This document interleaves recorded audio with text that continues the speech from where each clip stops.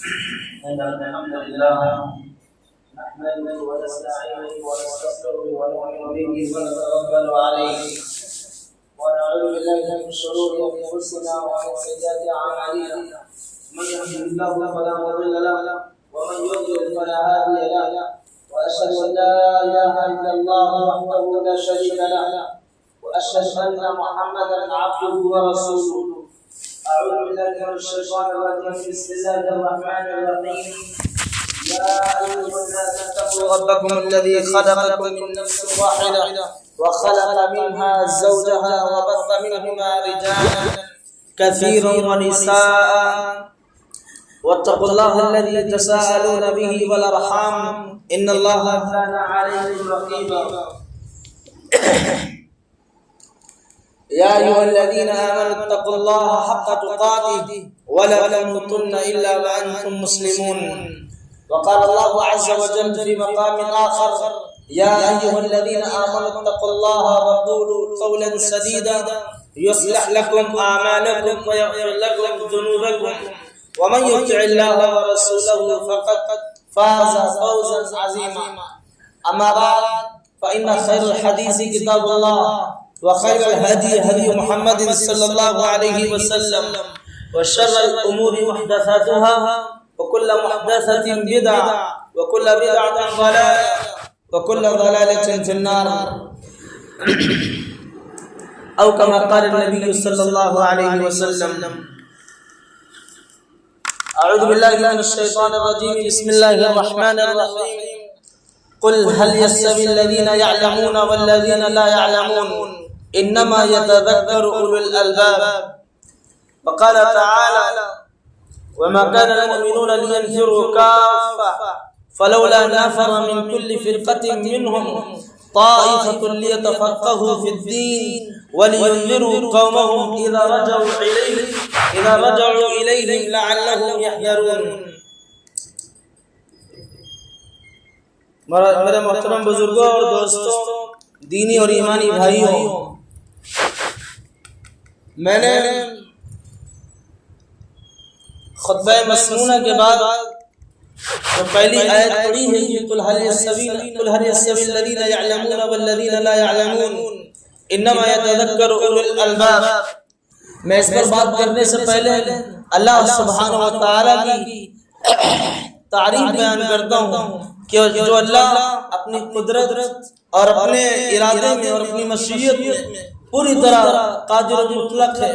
اور اللہ سبحانہ و تعالی ہی ہم سب کا خالق و مالک اور رازق ہے. وہی ہے جو ہمارا کارساز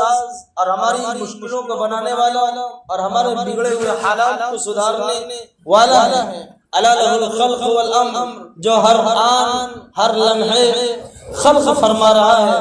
اور اپنے ارادوں میں اور اپنی مشیت میں پوری طرح متصرف ہے، اور کوئی ایسا نہیں کہ جو اس کے ارادوں میں اور اس کی مشیت میں حائل ہو سکے اور بیچ میں رکاوٹ بن سکے. لا غاد لحکمی وهو سریع الحساب. اللہ سبحانہ و تعالی اپنے فیصلے اور اپنے حکم کے بارے میں فرماتا ہے کہ لا غاد لحکمی، کوئی انسان کوئی طاقت ایسی نہیں ہے جو اللہ تعالیٰ کے حکم کو اور اس کے فیصلے کو روک لے. وهو سریع الحساب، اور وہی ہے جو میدان محشر کا اور قیامت کے دن کا اور عدل انصاف کے تخت پر بیٹھ کر انسانوں کے درمیان فیصلہ فرمائے گا اور بہت ہی جلد فیصلہ فرمانے والا ہے. اس مختصر تمہید کے بعد میں تمام انبیاء علیہ السلام کا ذکر خیر کرتا ہوں اور انہیں اپنی دعاؤں میں یاد کرتا ہوں اور ان پر ایمان لاتا ہوں جتنا کی قرآن نے اور نبی نے ہم سے مطالبہ کیا ہے. اس مختصر سے تمہید کے بعد میں علم کے موضوع پر ہی بات کرنا چاہتا ہوں. علم کا موضوع اور طلب علم کی فضیلت قرآن و حدیث میں بہت زیادہ ہے. اللہ کے نبی صلی اللہ علیہ وسلم اپنے اقوال سے اور اپنے فرمودات سے یہ صاف طور سے ارشاد فرمایا کہ فضل العالم علی العابد کفضل علی اجلاکم. کہیں فرمایا کہ وَإِنَّ الْعَالِمَ لَيَسْتَغْفِرُ لَهُ مَنْ فِي السَّمَاوَاتِ وَمَنْ فِي الْأَرْضِ حَتَّى الْحَيْتَانَ فِي السَّمَاءِ فِي جَوْفِ السَّمَاءِ. یعنی طلب علم کی فضیلت قرآن و احادیث میں اس قدر زیادہ ہے۔ اللہ سبحانہ و تعالیٰ نے سورہ توبہ میں جو آپ کے سامنے تلاوت کی ہے وَمَا كَانَ الْمُؤْمِنُونَ لِيَنْفِرُوا كَافَّةً، یہ آیت نمبر 122 ہے۔ اللہ سبحانہ و تعالیٰ اس آیت کو جس سیاق میں لا رہا ہے، جس کانٹیکسٹ میں لا رہا ہے، وہ جہاد کا کانٹیکسٹ ہے۔ یعنی اللہ کے نبی صلی اللہ علیہ وسلم سے اور مسلمانوں سے یہ بات کہی گئی کہ تمام مومنوں کے لیے اور تمام مسلمانوں کے لیے علم کی فضیلت کے پیش نظر نکلنا ممکن نہیں ہے، اور علم کا سیکھنا سکھانا اس درجہ نہیں ممکن ہے کہ جس قدر عالم، جس قدر محققین اور جس قدر باحثین لگتے ہیں۔ اللہ نے فرمایا کہ اگر اس طرح ہوگا تو دیگر مملکت امور تمہارے اس سے سست پڑ جائیں گے، اور تمہاری یہ تعلیم و تعلم کا یہ جذبہ اور داعیہ اور یہ حوصلہ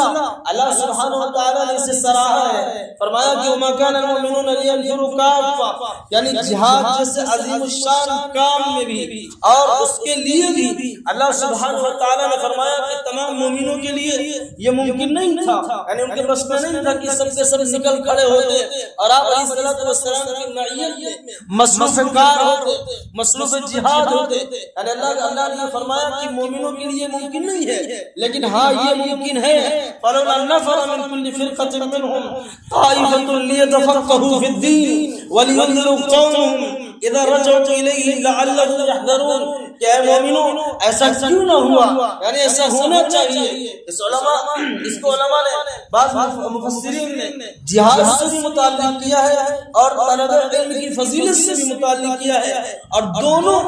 دونوں طرح یہ آیت درست ہوتی ہے۔ یعنی اللہ سبحانہ و تعالیٰ یہ فرمانا چاہ رہا ہے کہ جہاد جیسے عظیم الشان اور بڑے کام کے لیے بھی تمہیں تعلیم کی ضرورت پڑے گی، اور تمہارے علمی ایمانی قوت کے لیے اگر تمہارے پاس علم نہیں ہوگا تو تم ظاہراً اور خارجی طور سے اللہ سبحانہ و تعالیٰ کے لیے جہاد کے لیے نکل کھڑے ہوگے، لیکن کبھی کبھی ایسا ہو سکتا ہے کہ ایمان کے پختہ نہ ہونے کے نتیجے میں اور علم نہ ہونے کے نتیجے میں ایسے حالات تمہارے اوپر مسلط کر دیے جائیں گے کہ تم میدان جنگ سے بھاگ کھڑے ہو۔ اس لیے اللہ سبحانہ و تعالیٰ نے یہ بات ارشاد فرمائی کہ جہاد جیسے عظیم الشان کام میں بھی تمہیں تعلیم کی ضرورت ہے، اور تمہیں صحیح اور سچی بات کے جاننے کی ضرورت ہے۔ اللہ کے نبی صلی اللہ علیہ وسلم کی معیت، آپ علیہ الصلوۃ والسلام کی مصاحبت اور آپ علیہ الصلوۃ والسلام کا ساتھ تمہیں اس لیے دینا چاہیے اور اس لیے مصاحبت اختیار کرنی چاہیے کہ اللہ کے نبی صلی اللہ علیہ وسلم کے ساتھ تم دینی طور سے، ایمانی طور سے اور روحانی طور سے چارج کیے جا سکو گے۔ اللہ کے نبی صلی اللہ علیہ وسلم تمہاری بہترین تربیت فرمائیں گے اور علم کے مسائل سے تمہیں واقف کرائیں گے، احکام سے واقف کرائیں گے۔ یہ روز روشن کی طرح آیا ہے اور صاف ہے، چمکتے ہوئے سورج کی طرح ہر انسان کو پتہ ہے کہ کسی بھی گوشے میں اور کسی بھی میدان میں اگر انسان کے پاس نالج نہ ہو، علم نہ ہو، تو وہ انسان ٹھوکریں کھاتا ہے، نقصان اٹھاتا ہے، خسارہ اٹھاتا ہے۔ اللہ کے نبی صلی اللہ علیہ وسلم نے اس خسارے سے بچانے کے لیے تمام امت مسلمہ پر یہ بات لازم کر دی گئی کہ دین کا بنیادی علم حاصل کرنا ہر ایک مسلمہ پر ضروری ہے، جس سے اس کی نماز صحیح ہو، جس سے اس کی زکوٰۃ صحیح ہو، جس سے اس کے روزے صحیح ہو، جس سے اس کی معاشرت صحیح ہو، جس سے اس کے دین اخلاق صحیح ہو، جس سے اللہ سبحانہ و تعالیٰ سے تعلق مضبوط ہو، ہم دینی اور ایمانی طور سے مضبوط ہوں، محض دکھاوا اور تقلیداً ایمان لانے والے نہ ہوں، یعنی اللہ سبحانہ و تعالیٰ کی ذات کو پہچاننے والے ہوں، اس کے اوصاف و صفات کو پہچاننے والے ہوں، اور اس کے اسما کو جاننے والے ہوں، اللہ سبحانہ و تعالیٰ کی قدرت کو جاننے والے ہوں، نبی علیہ الصلوۃ والسلام کی عظمت کو جاننے والے ہوں، اور اللہ کے نبی صلی اللہ علیہ وسلم کے احترام کو جاننے والے ہوں، آپ علیہ الصلوۃ والسلام کے تعلق سے ادب کو جاننے والے ہوں، آپ علیہ الصلوۃ والسلام کے حقوق کے جاننے والے ہوں۔ اگر اس طرح انسان آگے بڑھے گا تو دینی طور پر، ایمانی طور پر، روحانی طور پر، ہر اعتبار سے وہ اللہ سبحانہ و تعالیٰ کا مقرب بندہ بندہ بنے گا، اللہ کا قرب ہوگا، اللہ کی نزدیکی اسے حاصل ہوگی۔ لیکن جب ایک وہ انسان جسے اللہ کے بارے میں معلوم نہیں ہوتا ہے اور جسے اللہ کی پہچان نہیں ہوتی ہے، جسے اللہ کی ذات کا عرفان حاصل نہیں ہوتا ہے، جسے اللہ سبحانہ و تعالیٰ کی قدرتوں کی جانکاری حاصل نہیں ہوتی ہے، جسے اللہ سبحانہ و تعالیٰ کے اسماء و اوصاف کے بارے میں، ناموں کے بارے میں، اس کی صفات کے بارے میں، اس کی تمام قدرات کے بارے میں، قدرتوں کے بارے میں نہیں معلوم ہوتا ہے، وہ انسان اللہ سبحانہ و تعالیٰ کا کما حق قدر کر ہی نہیں سکتا، اس کی ذات کو پہچان ہی نہیں سکتا۔ بہترین علم اسی لیے قرآن و حدیث میں اس علم کو کہا گیا جو علم ہمارے اندر ایمان پیدا کرے، خشیت الہی پیدا کرے، اللہ کا ڈر پیدا کرے اور ہمیں اللہ سبحانہ و تعالیٰ کے نزدیک لے جائے، اور نبی علیہ الصلوۃ والسلام کے حقوق سے ہمیں آشنا کرے اور متعارف کرائے کہ اللہ کے نبی صلی اللہ علیہ وسلم کی ذات کون سی ذات ہے، اور آپ علیہ الصلوۃ والسلام کی رسالت کے معنی کیا ہے، اور صحیح اسلامی تمدن کیا ہے، صحیح اسلامی معاشرت کیا ہے، اور صحیح اسلامی سیاست کیا ہے، صحیح قانون تجارت کیا ہے۔ اگر انسان ان بنیادی علوم کو حاصل کیے بغیر اپنی زندگی میں چڑھتا ہے اور آگے بڑھتا ہے تو وہ اس طرح نہیں بڑھ پاتا ہے جس طرح کہ ایک کانفیڈنٹ آدمی اور پر اعتماد آدمی انسان آگے بڑھتا ہے۔ اسی لیے اللہ سبحانہ و تعالیٰ نے یہ بات ارشاد فرمائی سورہ زمر کی آیت میں نے آپ کے سامنے پڑھی کہ قل هل يستوي الذين يعلمون والذين لا يعلمون، اے نبی آپ یہ اعلان کر دیجئے اور صاف صاف کہہ دیجئے کہ علم والے اور بغیر علم والے دونوں برابر نہیں ہو سکتے، اس لیے کہ اللہ سبحانہ و تعالیٰ کا علم عرفان اسے ہی حاصل ہوگا جو زیادہ علم رکھے گا، جو زیادہ جانکاری رکھے گا، اور نبی علیہ الصلوۃ والسلام کی احادیث شریفہ سے اور قرآن کی آیات سے وہ بہت زیادہ روشناس ہوگا اور پہچانے گا، اسے اللہ کی خشیت، اللہ کا تقوی، اللہ کا خوف اس کے دل میں بیٹھے گا، اور زندگی کے مناہج پر اور زندگی کے راستوں پر وہ اس طرح گزرے گا کہ اعتماد اس کے دل میں ہوگا، ایمان کی چنگاری اس کے دل میں ہوگی، اور صحیح روشنی اس کے سامنے ہوگی، اس کا قدم بصیرت کے ساتھ، تفکر کے ساتھ، تدبیر کے ساتھ اور صحیح رنیتی کے ساتھ پڑھے گا۔ اس لیے اللہ نے فرمایا کہ قل هل يستوي الذين يعلمون والذين لا يعلمون، اے نبی آپ کہہ دیجئے کہ جاننے والے اور نہ جاننے والے یہ دونوں برابر نہیں ہو سکتے، ان کے جو درجات ہیں، ان کی جو فضیلتیں ہیں، ان کے جو منازل ہیں، ان کے جو رینکس ہوں گے وہ اللہ سبحانہ و تعالیٰ کے نزدیک بہت زیادہ ہوں گے۔ اللہ کے نبی صلی اللہ علیہ وسلم نے اس کی تشریح فرمائی کہ وَإِنَ الْعَالِمَ لَا يَسْتَغْفِرُ لَهُ مَنْ فِي السَّمَاوَاتِ وَالْأَرْضِ حَتَّى الْحَيْتَانَ فِي جَوْفِ السَّمَاءِ، یعنی عالم کے لیے زمین و آسمان کی ہر چیز دعا کرتی ہے، رحمت کی دعا کرتی ہے، مغفرت کی دعا کرتی ہے، حَتَّى الْحَيْتَانَ فِي جَوْفِ السَّمَاءِ، یہاں تک کہ سمندر کی تہوں میں رہنے والی مچھلیاں بھی اس عالم کے لیے اور صحیح علم حاصل کرنے والے کے لیے اور صحیح علم رکھنے والے کے لیے وہ سمندر کی تہوں میں دعا کرتی ہے، رحمت کی دعا کرتی ہے کہ اللہ اس پر رحم فرما، اس کی مغفرت فرما، اس کو غفران سے نواز دے۔ اللہ کے نبی صلی اللہ علیہ وسلم نے فرمایا ایک موقع پر کہ من سلک طریقا یلتمس فیہ علما سہل اللہ له به طریقا او کما قال او سلک اللہ به طریقا الى الجنہ، یعنی جو علم کی تلاش میں اور طلب علم کی فضیلت کے پیش نظر وہ اپنے گھروں سے نکلتا ہے یا اس کی کوشش میں لگتا ہے اور اس نیت اور قصد و ارادے کے ساتھ بڑھتا ہے علم کے حاصل کرنے کے لیے، تو اللہ کے نبی صلی اللہ علیہ وسلم نے فرمایا کہ وہ دراصل انسانی راستوں پر نہیں چل رہا ہے بلکہ وہ جنت کے راستے طے کر رہا ہے اور جنت کے قریب ہو رہا ہے۔ من سلک طریقا یلتمس فیہ علما، یعنی کوئی ایسا راستہ اختیار کرے جس سے اس کی نیت اور اس کا مقصد ارادہ یہ ہو کہ اللہ سبحانہ و تعالیٰ سے ہماری نزدیکی ہو جائے، قربت حاصل ہو جائے، ولایت حاصل ہو جائے، اللہ کے صحیح عرفان حاصل ہو جائے، اور وہی انسان تمام دینی امور میں بھی پیش رہتا ہے اور سب سے بڑھ کر حصہ لیتا ہے، وہ چاہے نماز و روزوں کا تعلق ہو یا انفاق فی سبیل اللہ کا تعلق ہو، یعنی جب اس سے مطالبہ کیا جائے گا کہ دینی امور کے لیے آگے بڑھو اور صدقات و خیرات نکالو، اللہ سبحانہ و تعالیٰ کے لیے اپنے مال میں سے حصہ نکالو، تو وہی انسان نکالے گا، وہی بخل سے کام نہیں لے گا، جس سے معلوم ہوگا کہ اللہ کے راستے میں خرچ کرنے کی فضیلت کیا ہے، اللہ سبحانہ و تعالیٰ کے نزدیک اس کا مقام و مرتبہ کیا ہے، اور قیامت کے دن اس کا اجر کیا ملے گا، اس کا ریوارڈ کیا ملے گا، وہی انسان آگے بڑھے گا۔ قل هل يستوي الذين يعلمون والذين لا يعلمون انما يتذكر اولو الالباب، اور وہی انسان دینی طور سے بلند مقام رکھے گا، بلند پایہ رکھے گا، جو انسان کے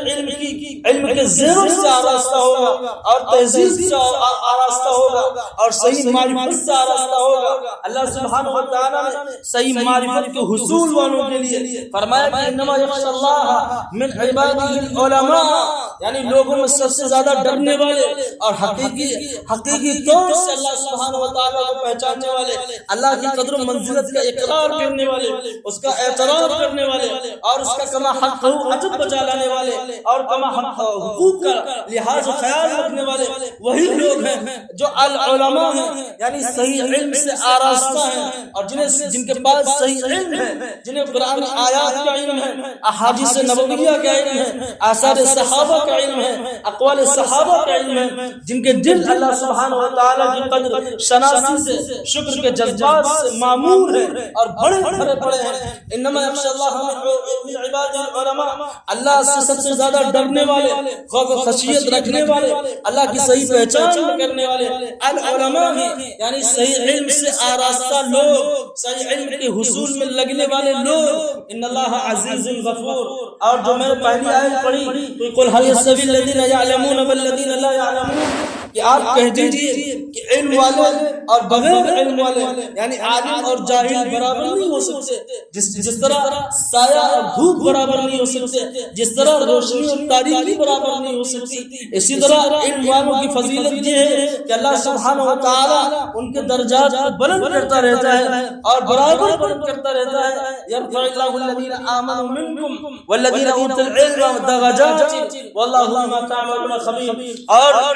جو میں نے پچھلے جمعے کے موقع پر آپ کے سامنے آیت پڑھی تھی سورہ آل عمران سے کہ شہید اللہ انہ لا الہ الا ہو والملائکۃ واولو العلم قائما بالقسط لا الہ الا هو العزیز الحکیم۔ اس آیت میں اللہ سبحانہ و تعالی نے اپنی شہادت کے ساتھ، اپنی گواہی کے ساتھ، یعنی اللہ کی گواہی لکھ لیجئے اور نوٹ کر لیجئے، اور اللہ کی گواہی سب سے سچی گواہی، سب سے معتبر گواہی، سب سے مستند گواہی اور سب سے اعلیٰ ارفع گواہی ہے۔ والملائکۃ، اور ساتھ ہی ساتھ ملائکہ کی بھی گواہی اللہ سبحانہ و تعالی نے اپنی گواہی کے ساتھ ذکر فرمایا والملائکۃ واولو العلم قائما بالقسط، اور اہل علم کی بھی گواہی معتبر مانی جائے گی، اس لیے کہ اللہ سبحانہ و تعالیٰ نے اپنی گواہی کے ساتھ، فرشتوں کی گواہی کے ساتھ، علماء کی اور علم والوں کی گواہی کو بھی ذکر فرمایا ہے اور شامل فرمایا ہے۔ یہ اسی لیے کہ اللہ سبحانہ و تعالیٰ نے ان کی منزلت اور ان کی منزلت اور ان کے مرتبے میں دو چند اور چار چاند لگا دیے ہیں۔ یہ آیت اپنے معنی کے اعتبار سے اور حقیقی مفہوم کے اعتبار سے بہت اعلیٰ ہے۔ اگر انسان اس کو صحیح ادراک کی نظر سے، گہرائی کی نظر سے اور بصیرت کے ساتھ اس پر غور کرے کہ اللہ سبحانہ و تعالیٰ کی عظیم الشان شخصیت اور ذات، اللہ سبحانہ و تعالیٰ جو اپنے ارادوں میں، اپنے طاقتوں میں پوری طرح کار فرما ہے، اور اللہ سبحانہ و تعالیٰ جو زبردست ہے، قہار و جبار ہے، اس اللہ نے ملائکہ کے ساتھ اہل علم کی فضیلت بتلانے کے لیے اور اس کی فضیلت و منزلت بتلانے کے لیے، عظمت کو ظاہر کرنے کے لیے اپنی شہادت کے ساتھ ساتھ علماء کی شہادت کا ذکر فرمانا، یہ بہت بڑے بلندی کی بات اور بہت بڑے نصیبے کی بات اور بڑی خوشبختی کی بات ہے. شہید اللہ انہ لا الہ الا ہوا، یعنی اس بات کی شہادت کہ اللہ سبحانہ و تعالی حقیقی ہے، حقیقی رب ہے، اور وہی ہے جو اکیلا ہے، اور وہی ہے جو پوری الوہیت کے ساتھ اور اپنی تمام طاقتوں کے ساتھ، اپنی تمام جلوہ فرمائیوں کے ساتھ پوری طرح دنیا کے پردے پر اور آسمان کے چپے چپے پر اپنی قدرت کا ظہور فرما رہا ہے. اور کوئی ایسا نہیں ہے جو اللہ سبحانہ و تعالیٰ کے ارادوں میں اور اس کی مشیت میں اور اس کی قدرت میں خلل ڈال سکے، رخنہ ڈال سکے یا روک ٹوک کر سکے. اللہ سبحانہ و تعالیٰ اپنی قدرت کے کرشمے ہر آن دکھاتا ہے اور یہ بتلاتا ہے کہ اللہ سبحانہ و تعالیٰ